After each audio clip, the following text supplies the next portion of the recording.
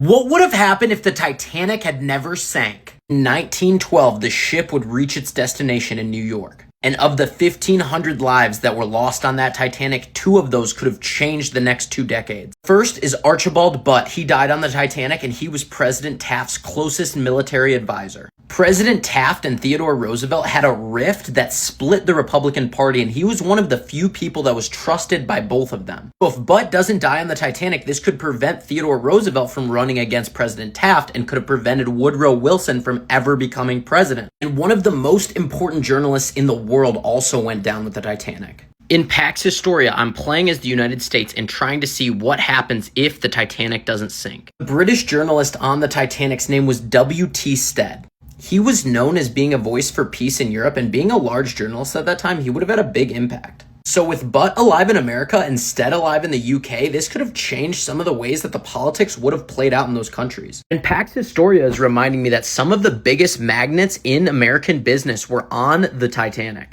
In honor of what we've talked about, I'm having Archibald Butt and W.T. Stead meet in the UK to discuss global peace. Here's what we see happen. The London Peace Summit, an unlikely alliance for tranquility. At the behest of the United States, Major Archibald Butt and legendary journalist William Stead convene in London. The unprecedented meeting between the military aide and a pacifist writer sought to leverage the prestige of the Titanic's safe arrival into a lasting global peace framework. They go on to call this the Stead-Butt Protocol.